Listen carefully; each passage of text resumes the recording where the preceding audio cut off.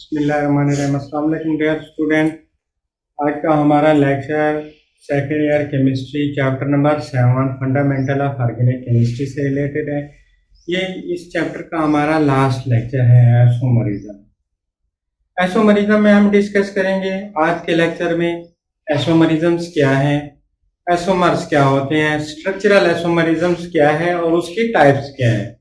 जो cis trans एसोमरिज्म है ये इंशाल्लाह हम नेक्स्ट लेक्चर में डिस्कस करेंगे। आइए हम चलते हैं अपने टॉपिक की तरफ। एसोमरिज्म। एसोमरिज्म से पहले हमें पता होना चाहिए कि एसोमर्स क्या है।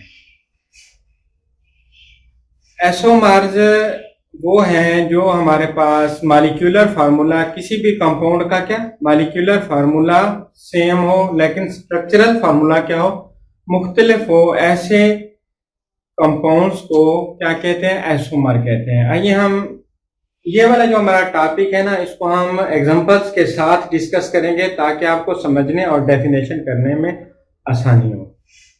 एसोमर्स क्या होते हैं? Isomers compound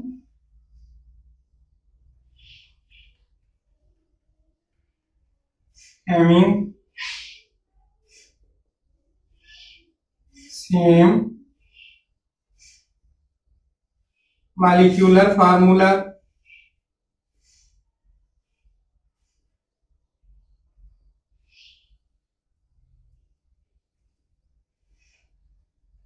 but different structure. Different structure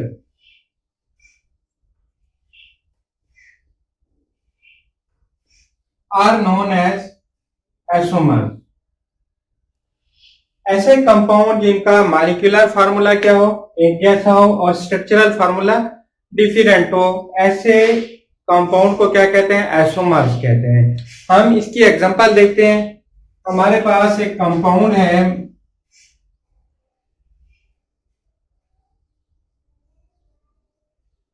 C4H10। इस कंपाउंड को हम कहते हैं ब्यूटेन। इस कंपाउंड को ब्यूटेन कहते हैं। ये अल्केन फैमिली से ताल्लुक रखता है। अल्केन, अल्कीन और अल्काइन को हम डिस्कस करेंगे चैप्टर नंबर 8 में। इसको डीपली डिस्कस करेंगे इंशाल्लाह। अब हमारे पास ये कंपाउंड है ब्यूटेन। हम इसका स्ट्रक्चर बनाकर देखते हैं।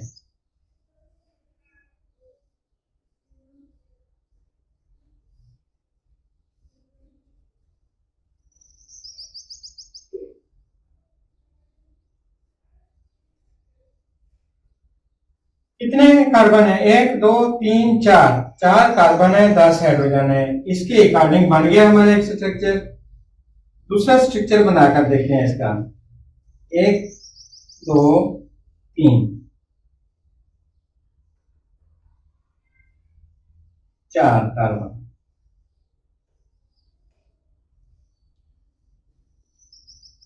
अब दूसरे स्ट्रक्चर में देखिए कितने कार्बन है? 1 2 3 और 4।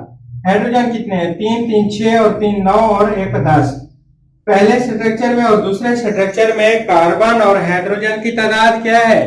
बराबर है। अब देखें जो हमारे पास मॉलिक्यूलर फार्मूला था C4H10 वो दोनों के लिए सेम है, लेकिन इन दोनों का स्ट्रक्चर क्या हो रहा है? डिफरेंट हो रहा है। इसका स्ट्रक्चर है स्ट्रेट चेन, इसका स्ट्रक्चर क्या आ रहा है? Branch chain. इस मिथाइल ग्रुप की वजह से हम स्ट्रक्चर को क्या करें? Branch chain. ऐसे कंपाउंड जिनका मॉलिक्यूलर फार्मूला, इसमें भी क्या है? 4 कार्बन है, 10 हाइड्रोजन है। इसमें भी क्या है? 4 कार्बन है और 10 हाइड्रोजन है। दोनों में कार्बन और हाइड्रोजन की तादाद बराबर है। इसका मतलब इनका मॉलिक्यूलर फार्मूला एक जैसा है, लेकिन इनका स्ट्रक्चर क्या है? डिफरेंट है।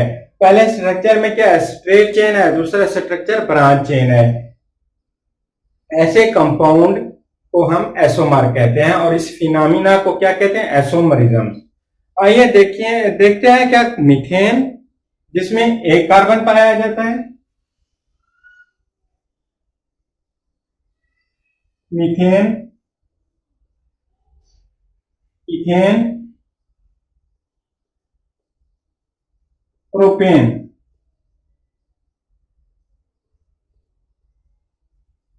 क्या ये कंपाउंड, ये तीन कंपाउंड आइसोमरिज्म शो करते हैं?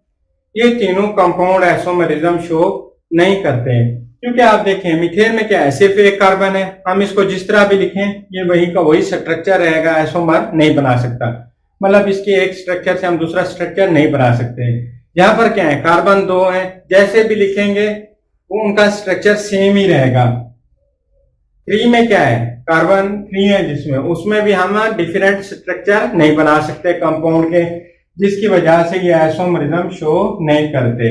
Methane, ethane, propane have only one structural formula, therefore they don't show the phenomena of isomerism. इन तीनों के स्ट्रक्चर, मीथेन का, इथेन का, प्रोपेन का जो स्ट्रक्चरल और मॉलिक्यूलर फार्मूला है वो एक ही है, जिसकी वजह से ये आइसोमरिज्म शो नहीं करते। आइसोमरिज्म कौन शो करते हैं? जिनका मॉलिक्यूलर फार्मूला एक जैसा हो लेकिन स्ट्रक्चरल फार्मूला डिफरेंट हो, वो आइसोमरिज्म शो करते हैं।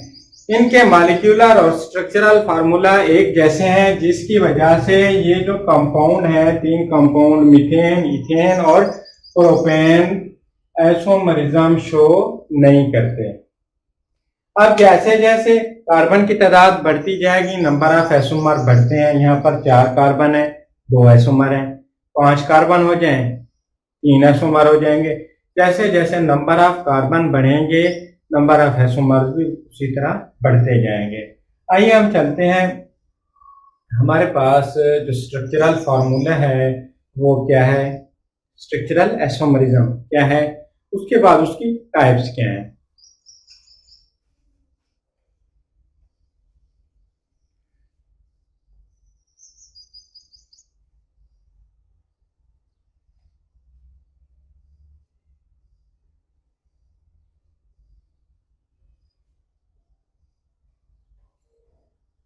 स्ट्रक्चर से निकला है स्ट्रक्चरल आइसोमरिज्म। क्या हुआ है? स्ट्रक्चर से निकला है स्ट्रक्चरल आइसोमरिज्म। हमारे पास एक कंपाउंड है, उस कंपाउंड में जो एलिमेंट्स मौजूद हैं, ये हमारे पास कंपाउंड था, ये कंपाउंड में मौजूद कितने एलिमेंट हैं, कार्बन और हाइड्रोजन है। इस कंपाउंड में मौजूद एलिमेंट्स की जब अरेंजमेंट क्या होती है, मॉलिक्यूल या कंपाउंड के अंदर ही एलिमेंट्स की जब अरेंजमेंट क्या होगी, डिफरेंट होगी, तब क्या बनते हैं, डिफरेंट स्ट्रक्चर बनते हैं। इस फिनोमेना को क्या कहते हैं, स्ट्रक्चरल आइसोमरिज्म। अब ये ब्यूटेन वाले एग्जांपल देख लें। हमारे पास क्या है, मॉलिक्यूलर फार्मूला सेम है, इस कंपाउंड में कार्बन और हाइड्रोजन 2 एलिमेंट मौजूद हैं। फर्स्ट स्ट्रक्चर में क्या है, स्ट्रेट चेन है। सेकंड स्ट्रक्चर में क्या है, एक ब्रांच निकल आई है, ब्रांच चेन स्ट्रक्चर है। इस कंपाउंड का मॉलिक्यूलर फार्मूला एक था, लेकिन इसके स्ट्रक्चर में जो एटम्स की अरेंजमेंट है वो चेंज हुई है। ऐसे स्ट्रक्चर को क्या कहते हैं, स्ट्रक्चरल आइसोमरिज्म। अब स्ट्रक्चरल आइसोमरिज्म की क्या है, चेन आइसोमरिज्म। हमने कहा था हम एग्जांपल्स के साथ पढ़ेंगे। चेन आइसोमरिज्म,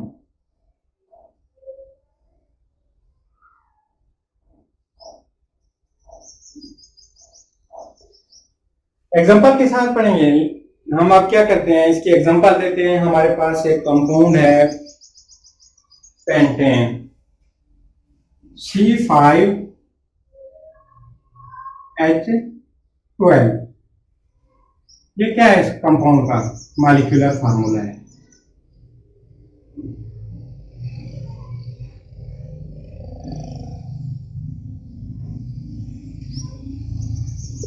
हम इसका स्ट्रक्चरल फार्मूला बनाकर देखते हैं।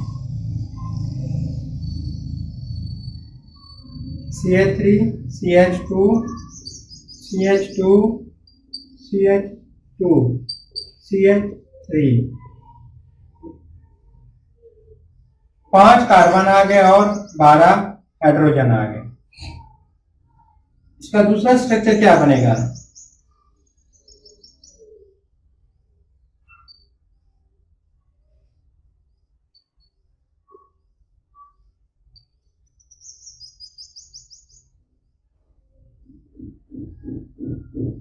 कितने कार्बन है, 1 2 3 4 और 5, 5 कार्बन आ गए। अब इसका तीसरा स्ट्रक्चर क्या बनेगा,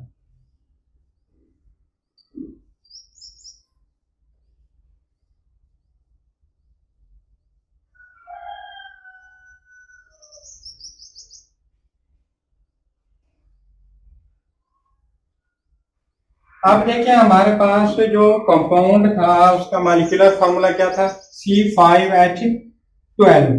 ये इस कंपाउंड का मॉलिक्यूलर फॉर्मूला था। उस कंपाउंड के तीन पॉसिबल स्ट्रक्चर बने हैं। पहला स्ट्रक्चर है नॉर्मल पेंटेन, दूसरा है नियोपेंटेन, एसोपेंटेन। पहला क्या है नॉर्मल पेंटेन, दूसरा एसोपेंटेन। इस ब्रांच की वजह से इसको क्या कह रहे हैं, एसोपेंटेन। तीसरा क्या है नियोपेंटेन। अब देखें कि हम क्या पढ़ रहे हैं, चेन एसोमरिज्म। पहले में चेन क्या थी, नॉर्मल थी। दूसरे में ब्रांच होगी जिसको एसोपेंटेन कहा हमने। तीसरे में क्या होगी, नियोपेंटेन होगी। चेन एसोमरिज्म में जो कंपाउंड हैं उनके मॉलिक्यूलर फार्मूला क्या होते हैं, सेम होते हैं, लेकिन उनकी जो चेन में अरेंजमेंट है उसमें तब्दीली आती है। ऐसे एसोमर्स क्या करते हैं, चेन एसोमरिज्म शो करते हैं। अब हमारे पास नेक्स्ट है पोजीशन एसोमरिज्म। हम हर चीज क्या करेंगे, ये वाला टॉपिक हम एग्जांपल्स के साथ डिस्कस करेंगे ताकि आपको समझने और याद रखने में आसानी हो। दूसरी क्या चीज है, पोजीशन एसोमरिज्म।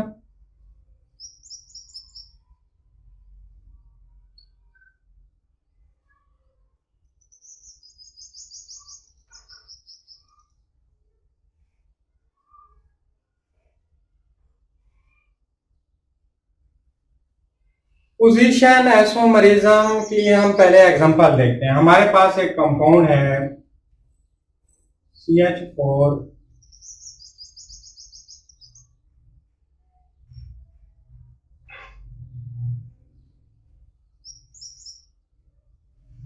Butane chloride. ये क्या है, अल्काइल हैलाइड फैमिली से ताल्लुक रखता है, 4 कार्बन वाला होता है ब्यूटेन। ये आप याद करेंगे, आपको हम बताएंगे चैप्टर नंबर 8 में। अभी आप इसकी पोजीशन एसोमरिज्म को समझें कि पोजीशन एसोमरिज्म क्या है। ये अल्काइल क्लोराइड फैमिली से ताल्लुक रखता है, ब्यूटेन क्लोराइड। अब हम क्या करेंगे, इसका स्ट्रक्चर बनाकर देखेंगे डिफरेंट।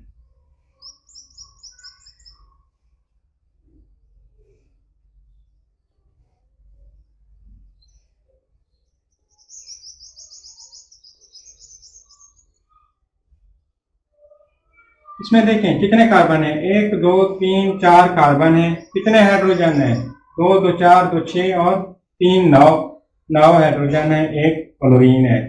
इसका एक स्ट्रक्चर तो बना ही है। दूसरा स्ट्रक्चर इसका क्या बन सकता है,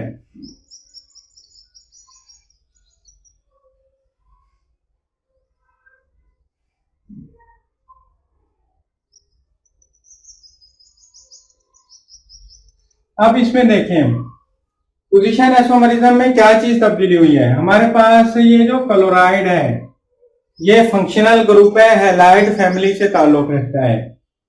इसमें जो क्लोरीन है वो अटैच है इस कार्बन के साथ, 1 के साथ, 1 2 3 4। इसमें देखें हम नंबरिंग उस एंड से स्टार्ट करते हैं जो एंड नियरेस्ट हो टू दी फंक्शनल ग्रुप, 1 2 3 4। जो दूसरा स्ट्रक्चर है, दूसरे स्ट्रक्चर में क्लोरीन अटैच है किस कार्बन के साथ, कार्बन नंबर 2 के साथ। अब आप देखें पहले में कार्बन 1 के साथ है, दूसरे में कार्बन 2 के साथ है। यहां पर क्या हुआ, जो हमारे पास फंक्शनल ग्रुप है ये क्लोरीन, इसकी पोजीशन में तब्दीली आई है। क्या था, पहले में कार्बन 1 के साथ अटैच था, अब दूसरे स्ट्रक्चर में वो क्या हो गया, कार्बन नंबर 2 के साथ अटैच हो गया। इस चेन में जो फंक्शनल ग्रुप था उसकी पोजीशन में तब्दीली आई है। ऐसे एसोमरिज्म को क्या कहते हैं, पोजीशन एसोमरिज्म। अब नेक्स्ट है फंक्शनल ग्रुप एसोमरिज्म।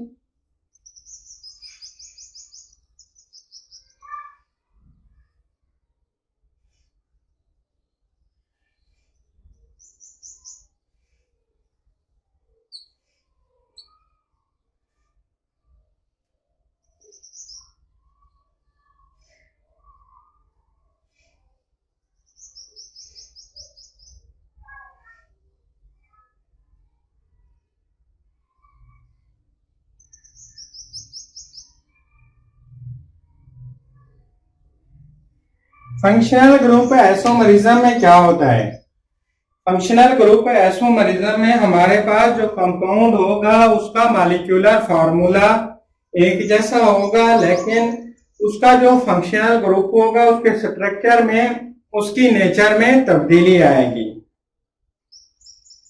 आइए हम देखते हैं। हमारे पास एक कंपाउंड है C2H6O। ये क्या है? इस कंपाउंड का मॉलिक्यूलर फार्मूला है। क्या है? Molecular formula.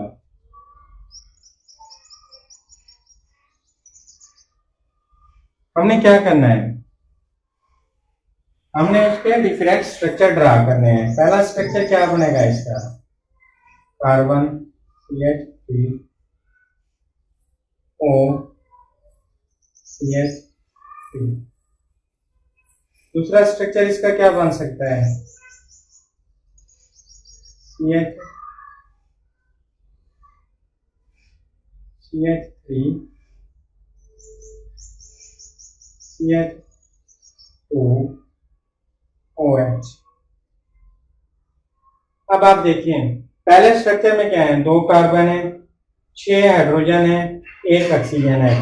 दूसरे स्ट्रक्चर में क्या है? 2 कार्बन है, 6 हाइड्रोजन है, 3 2 5 और 1 6 और 1 ऑक्सीजन है।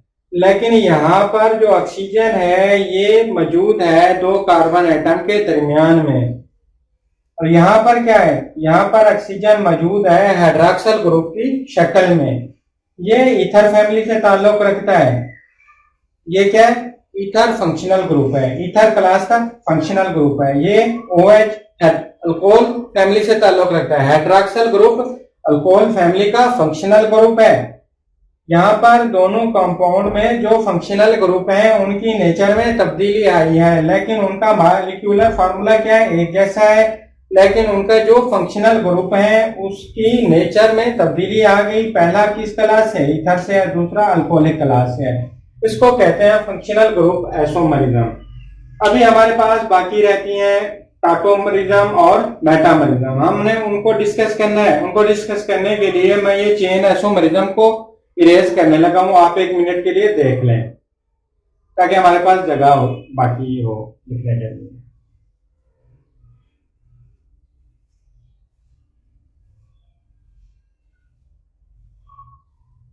एक मिनट के लिए देख लें आप।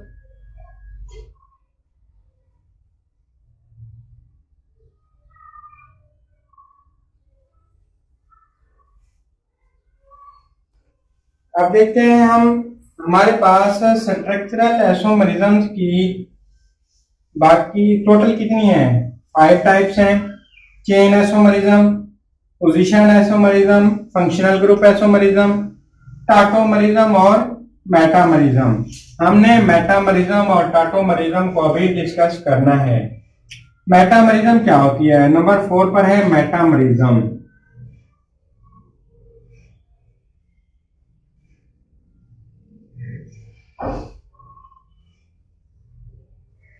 एग्जांपल से देखेंगे।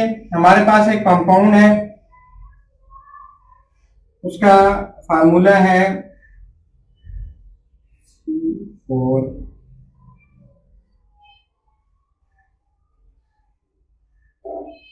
पहले हम क्या करते हैं? इसका C4 इनका मॉलिक्यूलर फार्मूला लिखते हैं। C4H10O। ये क्या है? हमारे पास एक कंपाउंड है, ये इसका मॉलिक्यूलर फार्मूला है।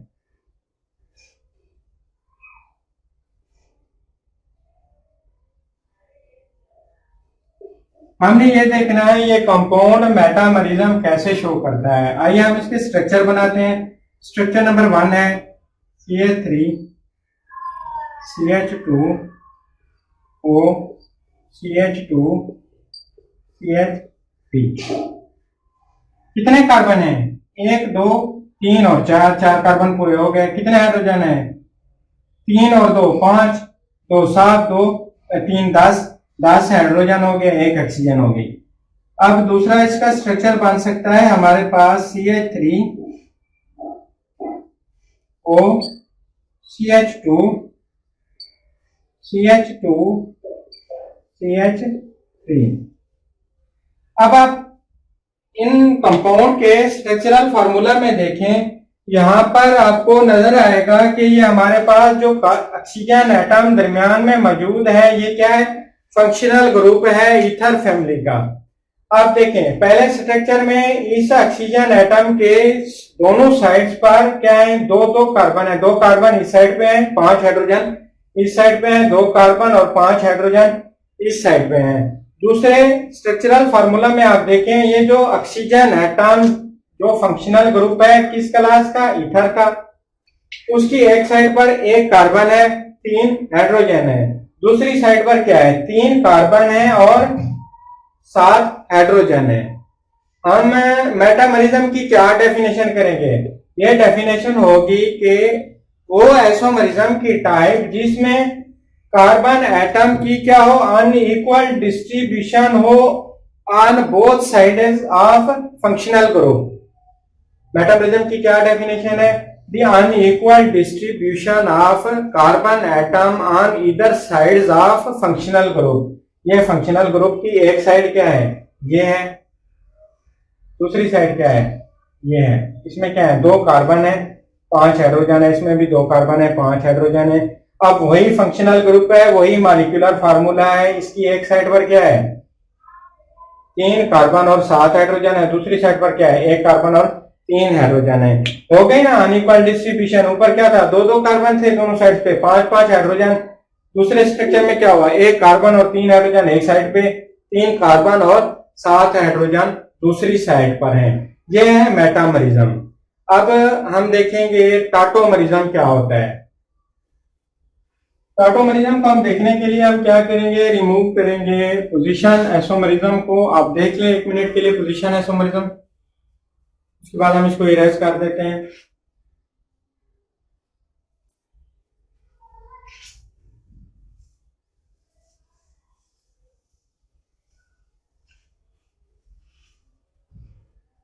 टाटोमरिज्म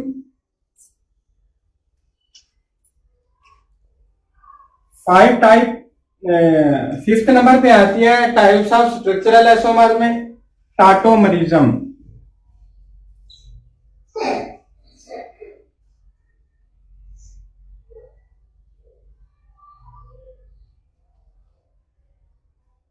याद रखना टाटोमरिज्म कौन शो करते हैं, टाटोमरिज्म शो करते हैं अमाइनो एसिड्स, कौन अमाइनो एसिड्स शो करते हैं।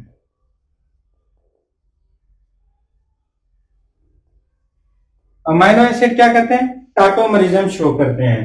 आइए हम देखते हैं, यहाँ पर कार्बन है, इसकी एक साइड पर क्या है, R ग्रुप है, यहाँ पर कार्बोक्सिल ग्रुप है, दूसरी साइड पर COOH।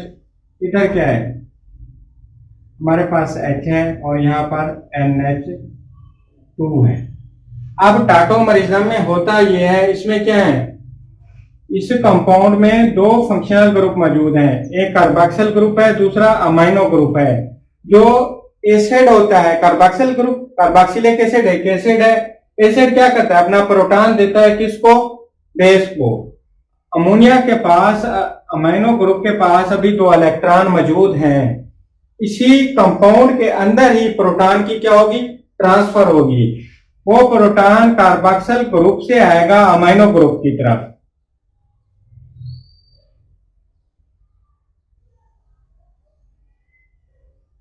और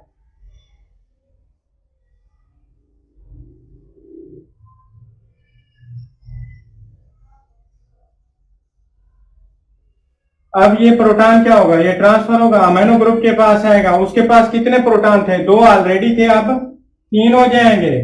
इस पर क्या आएगा, ये जो लोन पेयर है इसने अपना इस प्रोटॉन के साथ शेयर किया है, जिसकी वजह से इस पे पॉजिटिव चार्ज आएगा।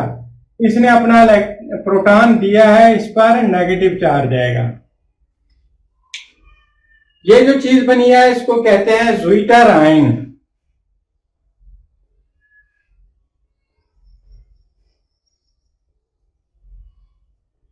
पेपर के हवाले से इंतहाई इंपॉर्टेंट स्ट्रक्चर है ज़ुइटराइन का। ज़ुइटराइन किस नतीजे में बनती है? टाटोमरिज्म के नतीजे में बनती है। टाटोमरिज्म क्या है? टाटोमरिज्म वो कंपाउंड शो करते हैं जिनमें क्या हो, एक ही कंपाउंड में बेसिक ग्रुप भी हो और एसिडिक ग्रुप भी हो। यहाँ पर क्या होगा, जो एसिडिक ग्रुप होगा वो अपना प्रोटॉन देगा उस ग्रुप को जिसके पास लोन पेयर मौजूद होगा। वो लोन पेयर के नतीजे में उस हाइड्रोजन को क्या करेगा, अपने साथ मिला लेगा, अपने ऊपर पॉजिटिव चार्ज ले आएगा। और कार्बोक्सिल ग्रुप क्या कर चुका है, अपना प्रोटॉन दे चुका है, इस पर नेगेटिव चार्ज आएगा। टाटोमरिज्म की हम डेफिनेशन यूं कर सकते हैं, the transfer of a proton within a compound. क्या मैंने कहा? Transfer of a proton within a compound, मतलब कंपाउंड के अंदर अंदर ही ट्रांसफर होगी, प्रोटॉन की कंपाउंड से बाहर नहीं होगी। Transfer of a proton within a compound is known as a tautomerism. These two structure are known as tautomer of each other. आज के लिए इतना काफी है। कल इंशाल्लाह हम सिस्ट्रा सेसोमर डिस्कस करेंगे और इस तरह हमारा ये 7 चैप्टर एंड होगा। इस चैप्टर में किसी भी टॉपिक में किसी स्टूडेंट को कोई इशू हो तो वो मुझे कमेंट करके पूछ सकता है। अपना इस टॉपिक के हमने सारे के सारे लेक्चर यूट्यूब चैनल पर अपलोड किए हुए हैं। अल्लाह हाफिज़।